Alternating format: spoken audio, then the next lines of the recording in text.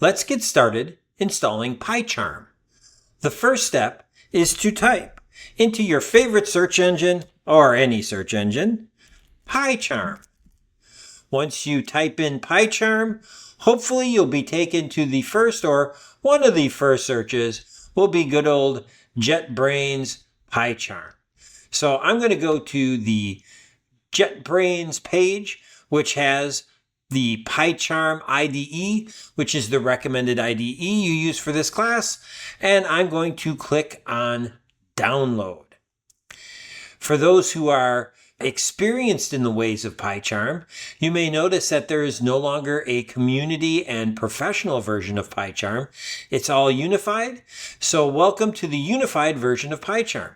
Also, if you are using a different operating system than me and my Windows 11 computer, there's Mac OS and Linux downloads available as well. I'm just going to click on Windows for simplicity and Download for simplicity.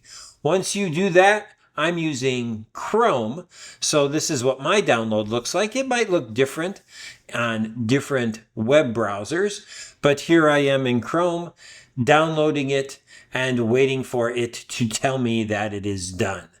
It is a rather large file, so depending on your download speeds, it might take a while to get done. And finally, I'm done. Then I'm going to click on the good old Open. This also tends to take a while, so please be patient.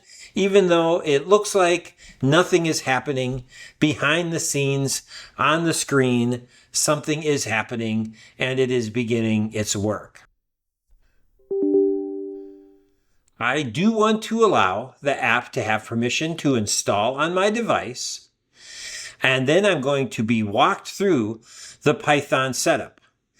I'm going to click on Next and almost all the check bars. Now you're welcome to customize some of these things, but I tend to use the defaults. I do want a short top on my desktop. I do want the path variable, even though it does require restart. I can do that later.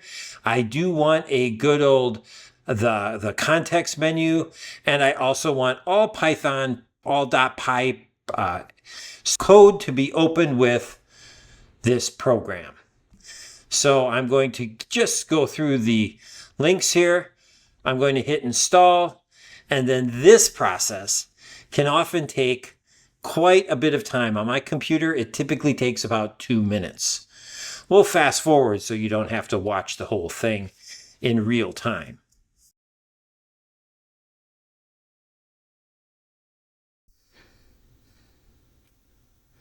When you reach this point, feel free to run PyCharm and make sure everything works.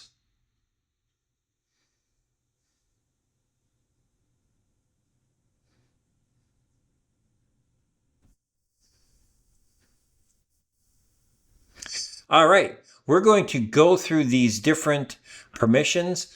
The data sharing, I always tend to be very supportive of these platforms and want them to improve. But again, it's up to you whether you want to be sharing your data. You might not have any other coding tools on your computer. I have a couple coding tools that it's detected. I am not going to import any settings from others. To make everything easier to see, I've gone ahead a little bit, changed some of the settings, just so you can see things a little clearer on the screen. So when you get to this screen here, what you're going to do is we are going to create a new project. So I'm going to click on New, and then I'm going to click on Project.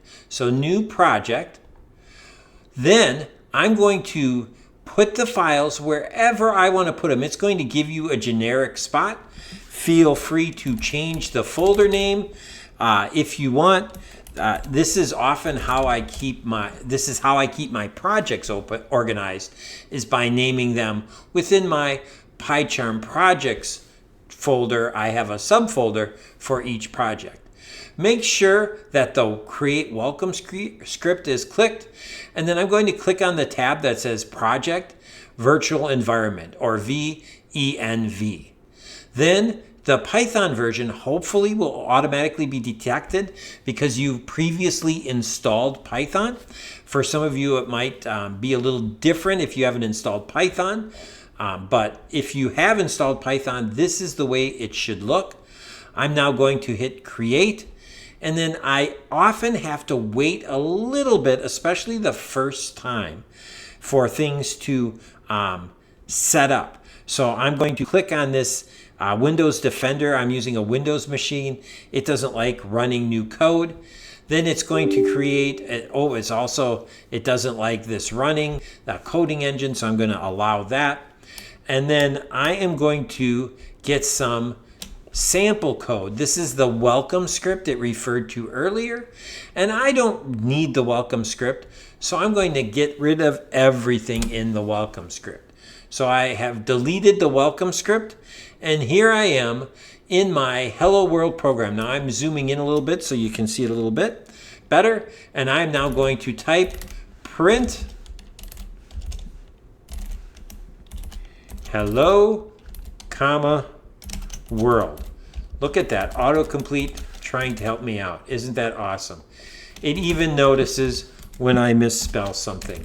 I wish I could say I did that for the purposes of a demo, but nope, I didn't. Python also likes when you have a blank line at the end of your code, so I hit enter, and I now have a one-line program that's going to print hello world.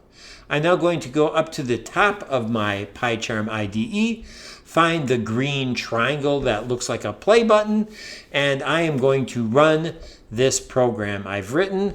And you can see here in the window that my PyCharm project's Hello World is now running beautifully, and everything has worked as expected. Congratulations, you've set up your IDE.